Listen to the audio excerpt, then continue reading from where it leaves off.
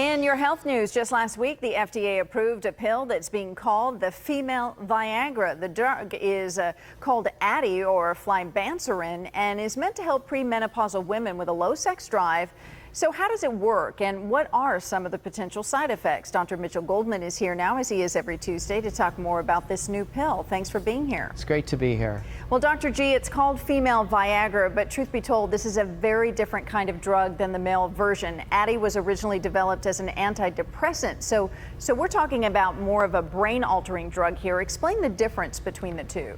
Well, it's a big difference. Essentially, Viagra just allows a man to maintain an erection, has nothing to do with a man's sexual desire, but Addy actually works, as you just said, as an antidepressant, and so they found in doing studies on antidepressants that about 10% of the women also had an increased sexual desire. And even though there's a lot of side effects with it, and it really isn't a great antidepressant, it was about 10% better than placebo. And so this is now a drug that premenopausal women can take to increase their sexual desire. I'm not sure that's a ringing endorsement with just a 10% better than a placebo, but this wasn't approved overnight, Dr. G. It was turned down a few times, mainly due to concerns over potential side effects. Right. What are those? And the side effects are actually real. You can develop dizziness, sleepiness, nausea, fatigue, insomnia, dry mouth.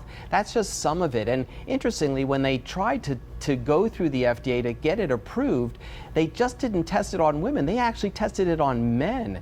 So it's very interesting and political of why it got approved.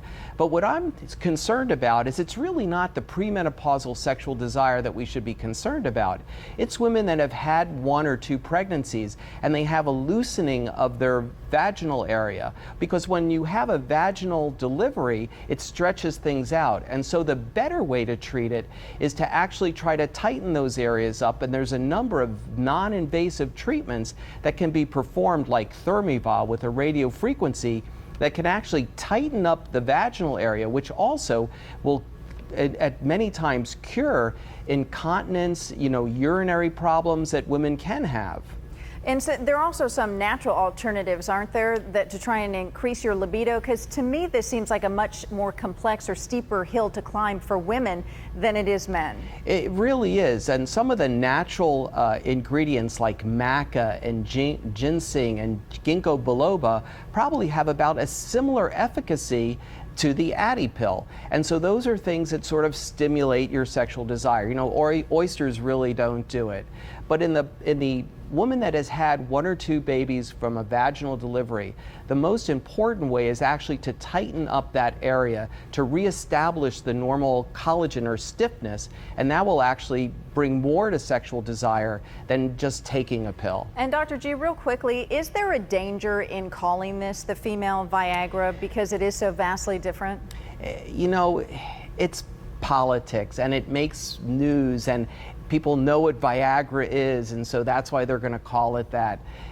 There's no danger in it. It's just that it's going to promise a little bit too much. And so again, it's not just exercising, Kegel exercising, or making sure you have C-sections. There's other things that you should definitely discuss with your physician in order to try to reestablish a more normal sexual desire, as well as more normal sexual functions. All right, Dr. G, thank you for delving into this topic very much. It's good to see you.